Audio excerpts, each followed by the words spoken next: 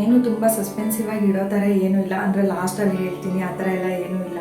ನೀವು ನೋಡ್ತಾ ಇರ್ಬೋದು, ಫೈನಲಿ ಗೂಗಲ್ ಆಡ್ಸೆನ್ಸ್ ಪಿನ್ ಬಂದಿದೆ. ನಿಜವಾಗ್ಲೂ ಇದು ಎಷ್ಟು ಟೆನ್ಷನ್ ಕೆಲಸ ಗೊತ್ತಾ, ಒಂಥರ ಖುಷಿ ವಿಚಾರ ಅಂತಲೇ ಹೇಳ್ಬೋದು. ಯಾಕೆಂದರೆ ತುಂಬ ದಿನದಿಂದ ವೆಯ್ಟ್ ಮಾಡ್ತಿದ್ದೆ ಈ ಪಿನ್ಗೋಸ್ಕರ. ಸೊ ಇದಾದಮೇಲೆ ಏನು ಇರುತ್ತೆ ನೆಕ್ಸ್ಟ್ ಪ್ರೊಸೀಜರು, 6 ನಂಬರ್ ಇರುತ್ತೆ ನೋಡಿ, ಈ ಥರ ರಿಮೂವ್ ಮಾಡಬೇಕಾಗುತ್ತೆ. ಸೊ ಇದನ್ನೆಲ್ಲ ತೋರಿಸೋ ಆಗಿಲ್ಲ, ಹಾಗಾಗಿ ಇನ್ನು ನಂದು ಹೇಗಾಯಿತು, ಹೇಗೆ ಡಾಲರ್ಸ್ಗಳನ್ನ ಕಂಪ್ಲೀಟ್ ಮಾಡಿ ಬೇಗ ಬೇಗ ಇದೆಲ್ಲ ಸ್ಟೆಪ್ಗಳನ್ನ ಮಾಡ್ತಾ ಬಂದೆ ಅಂತ ಹೇಳೋದಾದರೆ, ಬೇಸಿಕ್ಲಿ ನಾನು ಯೂಟ್ಯೂಬ್ ಮಾಡೋ ಐಡಿಯಾನೇ ಇರಲಿಲ್ಲ. ಸುಮಾರು ಬ್ಲಾಗ್ಗಳಲ್ಲಿ ನಾನು ಹೇಳಿದ್ದೀನಿ. ಅಂದರೆ ನಮ್ಮ ಶ್ರಮ ಅನ್ನೋದು ತುಂಬಾ ಮುಖ್ಯ ಆಗುತ್ತೆ. ಇದರಲ್ಲಿ ಹೇಳು ಬೀಳು ಎಲ್ಲ ಇದ್ದಿದ್ದೆ, ಅಂದರೆ ನೆಗೆಟಿವ್ ಎಲ್ಲ ಬರುತ್ತೆ ಕಮೆಂಟ್ಸ್ಗಳು. ಅದು ನನಗೂ ಬಂದಿದೆ, ನೆಗೆಟಿವ್ ಕಮೆಂಟ್ಸ್ ಬಂದಿದೆ. ಅದರಿಂದ ಒಂದಷ್ಟು ದಿನ ಬೇಜಾರಾಗಿದ್ದು ಉಂಟು. ಬಟ್ ಆದರೆ ಅದನ್ನೆಲ್ಲ ತಲೆಗೆ ಹಾಕೋಬಾರ್ದು. ಏನಿದೆ ನಮಗೆ ನಾವು ಮಾಡ್ತಾ ಇರೋ ಕೆಲಸ ಸರಿ ಅನಿಸ್ತಿದೆ ಅಂತ ಅಂದಾಗ ಬೇರೆಯವ್ರು ಮಾತಾಡೋದಕ್ಕೆಲ್ಲ ನಾವು ಕಿವಿ ಕೊಡಬಾರ್ದು. ನಮ್ಮ ಕೆಲಸ ನಾವು ಮಾಡ್ತಾ ಹೋಗಬೇಕು. ಆವಾಗಲೇ ಒಂದು ಯಶಸ್ಸು ಅಂತ ನಾವು ನೋಡ್ಲಿಕ್ಕೆ ಸಾಧ್ಯ.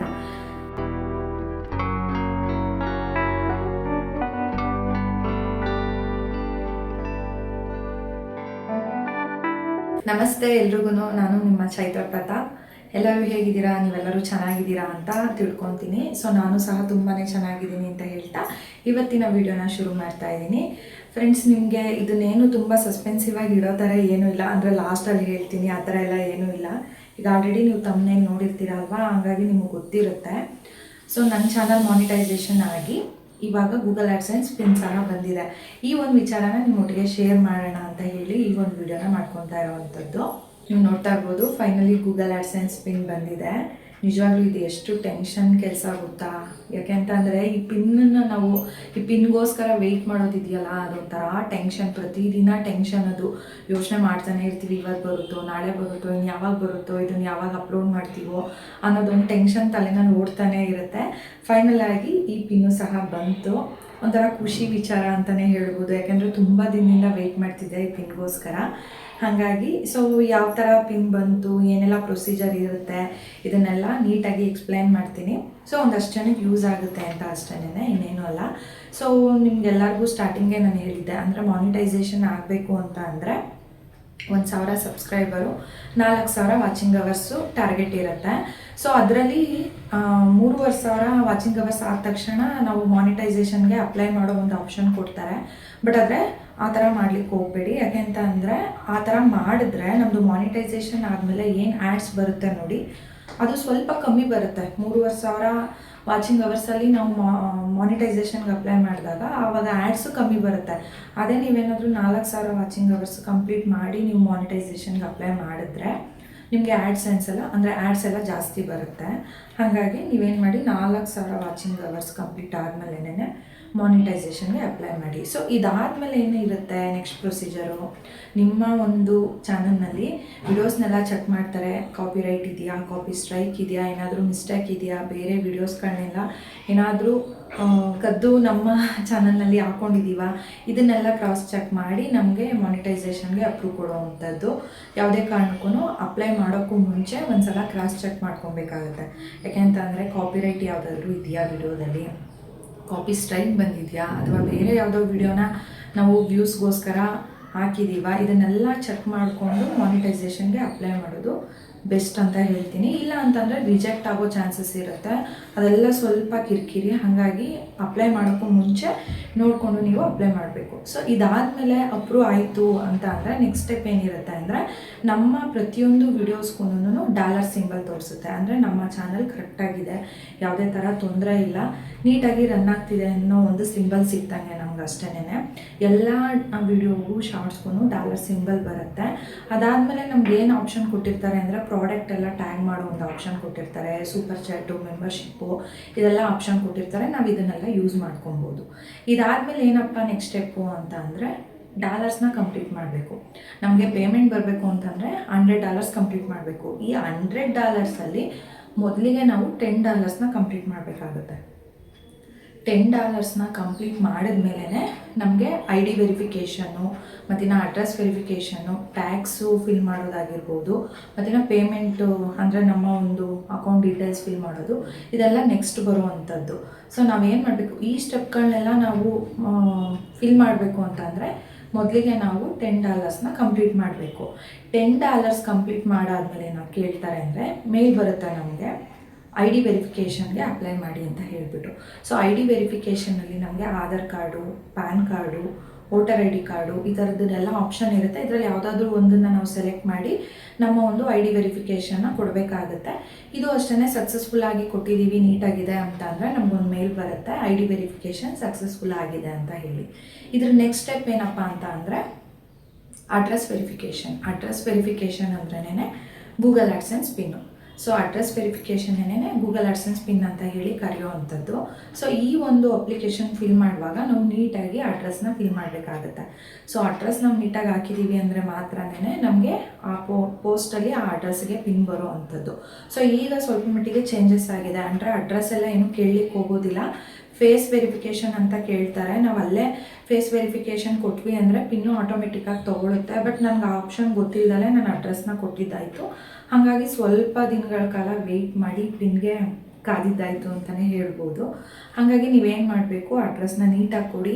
ಕರೆಕ್ಟ್ ಅಡ್ರೆಸ್ ಕೊಟ್ಟಿದ್ದೀರಾ ಅಂದರೆ ಆ ಅಡ್ರೆಸ್ಗೆ ಗೂಗಲ್ ಆಡ್ಸೆನ್ಸ್ ಪಿನ್ ಬರುತ್ತೆ.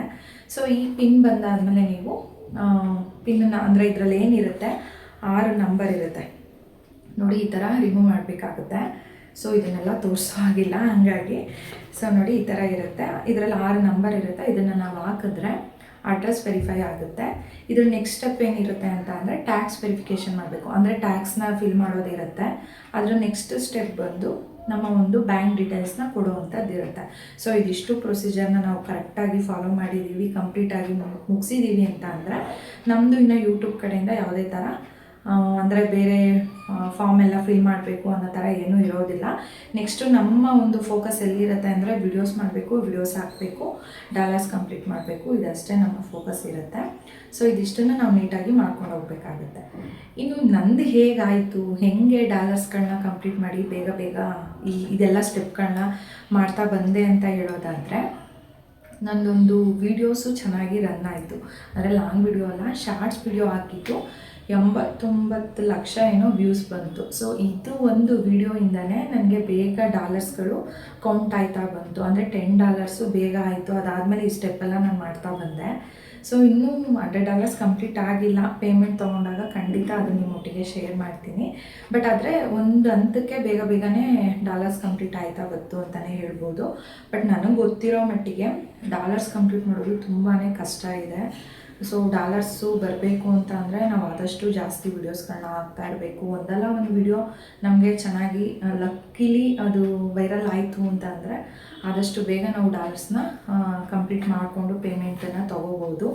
ಇಷ್ಟೆಲ್ಲ ಸ್ಟೆಪ್ಪಲ್ಲಿ ನಾವು ಯಾವುದೇ ಥರ ಮಿಸ್ಟೇಕ್ನ ಮಾಡಲಿಕ್ಕೆ ಹೋಗಬಾರ್ದು. ಒಂದು ವೇಳೆ ನಾವು ಮಿಸ್ಟೇಕ್ ಮಾಡಿದ್ವಿ ಅಂದರೆ ನಮಗೆ ಯಾವುದೇ ಥರ ಕಸ್ಟಮರ್ ಕೇರ್ ಕಾಲು ಅಂತ ಏನೂ ಇರೋದಿಲ್ಲ. ನಮಗೆ ಮೇಲ್ ಬರುತ್ತೆ, ಏನೇ ಮಿಸ್ಟೇಕ್ ಮಾಡಿದ್ರು ಮೇಲ್ ಬರುತ್ತೆ, ಏನೇ ಅಪ್ಲಿಕೇಶನ್ ಹಾಕಬೇಕು ಅಂದ್ರೂ ಮೇಲ್ ಬರುತ್ತೆ. ನಾವು ಅದರಿಂದನೇ ಆನ್ಸರ್ ಮಾಡಬೇಕಾಗುತ್ತೆ. ಸೊ ಅದೆಲ್ಲ ಸ್ವಲ್ಪ ತಲೆನೋವು ಕೆಲಸ ಅಲ್ವಾ, ಹಾಗಾಗಿ ಮಾಡುವಾಗಲೇ ಸ್ವಲ್ಪ ನೀಟಾಗಿ ಮಾಡಿಬಿಟ್ರೆ ಯಾವುದೂ ತಲೆನೋವು ಇರೋದೇ ಇಲ್ಲ. ಅದಕ್ಕೋಸ್ಕರ ಹೇಳ್ತಾ ಇರೋವಂಥದ್ದು. ಸ್ವಲ್ಪ ಅಡ್ರೆಸ್ ಹಾಕುವಾಗ ನಿಮ್ಮ ಒಂದು ID ವೆರಿಫಿಕೇಷನಲ್ಲಿ ನೀಟಾಗಿ ನಿಮ್ಮ ಒಂದು ಏನು ಆಧಾರ್ ಆಗಿರ್ಬೋದು, ಪ್ಯಾನ್ ಆಗಿರ್ಬೋದು, ಇದ್ರದ್ದೆಲ್ಲ ಡೀಟೇಲ್ಸ್ನ ನೀವು ನೀಟಾಗಿ ಕೊಡಿ.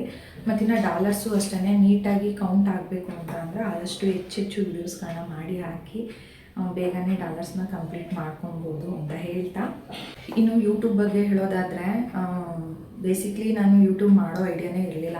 ಸುಮಾರು ವ್ಲಾಗ್ಗಳಲ್ಲಿ ನಾನು ಹೇಳಿದ್ದೀನಿ. ಸೊ ಆವಾಗಿನ್ನ ನಾನು ಕೋರ್ಸು ಮಾಡ್ಕೊಂಡಿರಲಿಲ್ಲ. ಅಂದರೆ ಯೂಟ್ಯೂಬ್ ಶುರು ಮಾಡುವಾಗ ನಾನು ಮೇಕಪ್ ಕೋರ್ಸು ಸಹ ಮಾಡಿರಲಿಲ್ಲ. ಬಟ್ ಇವಾಗಲಾದ್ರೂ ಕೋರ್ಸ್ ಮಾಡಿದ್ದಕ್ಕೆ ನನಗೆ ಅದೊಂದು ಕೆಲಸ ಅಂತ ಆಗಿದೆ. ಕೆಲಸಗಳು ಮಾಡ್ತಿದ್ದೀನಿ. ಬಟ್ ಅದಕ್ಕೂ ಮುಂಚೆ ಅಂದರೆ ಕೋರ್ಸ್ ಮಾಡಲಿಕ್ಕೂ ಮುಂಚೆ ನಾನು ಯೂಟ್ಯೂಬ್ನ ಶುರು ಮಾಡಿದ್ದು. ಆವಾಗ ನಾನು ಒಂದೇ ಥಿಂಕ್ ಮಾಡಿದ್ದು, ಮನೇಲೇ ಇದ್ದೀನಿ, ಸುಮ್ಮನೆ ಟೈಮ್ ವೇಸ್ಟ್ ಮಾಡ್ತಾಯಿದ್ದೀನಿ, ಏನಾದರೂ ಒಂದು ಮಾಡೋಣ. ಅಂದರೆ ಕಾಲು ತೆಗೆದು ಕೆಲ್ಸಕ್ಕೆ ಹೋಗೋ ಪರಿಸ್ಥಿತಿ ನನ್ನದಂತೂ ಇರಲಿಲ್ಲ. ಮನೆಯಲ್ಲಿ ಎಲ್ಲ ಇನ್ನೂ ಚಿಕ್ಕ ಮಕ್ಕಳು ಇದ್ದಿದ್ದ ಕಾರಣ ಮನೆಯಲ್ಲೇ ಏನಾದರೂ ಒಂದು ಅರ್ನಿಂಗ್ಸ್ ಮಾಡೋಣ ಅಂತ ಅಂದಾಗ ನನಗೆ ನೆನಪಾಗಿದೆ ಯೂಟ್ಯೂಬು. ಸೊ ನಾನು ಬಟ್ ಆದರೆ ತುಂಬ ಟೈಮ್ ಹಿಡಿಯುತ್ತೆ ಅಂತ ಅಂದ್ಕೊಂಡಿದ್ದೆ, ಗೊತ್ತಿಲ್ಲ, ಬೇಗನೆ ಆಯಿತು. ಅಂದರೆ ನಮ್ಮ ಶ್ರಮ ಅನ್ನೋದು ತುಂಬಾ ಮುಖ್ಯ ಆಗುತ್ತೆ. ಇದರಲ್ಲಿ ಹೇಳು ಬೀಳು ಎಲ್ಲ ಇದ್ದಿದ್ದೆ. ಅಂದರೆ ನೆಗೆಟಿವ್ ಎಲ್ಲ ಬರುತ್ತೆ ಕಮೆಂಟ್ಸ್ಗಳು. ಅದು ನನಗೂ ಬಂದಿದೆ, ನೆಗೆಟಿವ್ ಕಮೆಂಟ್ಸ್ ಬಂದಿದೆ. ಅದರಿಂದ ಒಂದಷ್ಟು ದಿನ ಬೇಜಾರಾಗಿದ್ದು ಉಂಟು. ಬಟ್ ಆದರೆ ಅದನ್ನೆಲ್ಲ ತಲೆಗೆ ಹಾಕೋಬಾರ್ದು.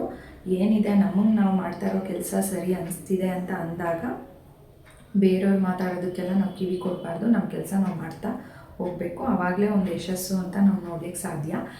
ಸೊ ಹಾಗಾಗಿ ನಾನು ಏನಪ್ಪ ಹೇಳ್ತೀನಿ ಅಂತ ಅಂದರೆ, ಹೊಸ್ದಾಗಿ ಯಾರು ಯೂಟ್ಯೂಬರ್ಸು ಬಂದಿರ್ತೀರಾ, ಅಂದರೆ ಯೂಟ್ಯೂಬ್ ಮಾಡಬೇಕು, ಇದರಿಂದ ಅರ್ನಿಂಗ್ಸ್ ಮಾಡಬೇಕು ಅಂತ ಬಂದಿರೋರು ಈ ಥರದ್ದನ್ನೆಲ್ಲ ಸಣ್ಣ ಪುಟ್ಟ ಟಿಪ್ಸ್ಗಳೇನಿರುತ್ತೆ ಅದನ್ನೆಲ್ಲ ಫಾಲೋ ಮಾಡಿ. ಆವಾಗ ನೀವು ಯಾವುದೇ ಥರ ಮಿಸ್ಟೇಕ್ ಮಾಡ್ದಂಗೆ ನಿಮ್ಮ ಚಾನಲ್ನ ನೀವು ಬೆಳೆಸ್ತಾ ಹೋಗ್ಬೋದು. ಹಾಗಾಗಿ ನಾನು ಅವ್ರಿಗೆ ನನ್ನ ಈ ಒಂದು ವಿಡಿಯೋಯಿಂದ ಒಂದಷ್ಟು ಹೊಸಬ್ರು ಯಾರು ಯೂಟ್ಯೂಬರ್ಸ್ ನೋಡ್ತಿರ್ತೀರ ಅವ್ರಿಗೆ ಹೆಲ್ಪ್ ಆಗಿದೆ ಅಂತ ತಿಳ್ಕೊತೀನಿ. ಮತ್ತಿನ್ನು ಈ ವಿಡಿಯೋನ ಇಲ್ಲಿಗೆ ಎಂಡ್ ಮಾಡ್ತಾ ಇದ್ದೀನಿ. ನೀವೆಲ್ಲ ಇದನ್ನು ಪೂರ್ತಿಯಾಗಿ ನೋಡಿದ್ದೀರಾ, ನಿಮ್ಗೊಂದಷ್ಟು ಮಾಹಿತಿ ಸಿಕ್ಕಿದೆ ಅಂತ ಭಾವಿಸ್ತೀನಿ. ನಿಮ್ಗೇನಾದರೂ ಇಷ್ಟ ಆಗಿದ್ರೆ ದಯವಿಟ್ಟು ಲೈಕ್ ಮಾಡಿ. ಹೊಸದಾಗಿ ಯಾರು ನೋಡ್ತಿದ್ದೀರಾ ನನ್ನ ಚಾನಲ್ನ ಸಬ್ಸ್ಕ್ರೈಬ್ ಮಾಡಿಕೊಂಡು ಇದೇ ರೀತಿ ಸಪೋರ್ಟ್ ಮಾಡಿ ಅಂತ ಕೇಳ್ಕೊತ ನೆಕ್ಸ್ಟ್ ಬ್ಲಾಗಲ್ಲಿ ಸಿಗ್ತೀನಿ. ಅಲ್ಲಿವರೆಗೂ ಸಿ ಯು, ಬಾಯ್ ಸ್ನೇಹಿತರೆ. Thank you.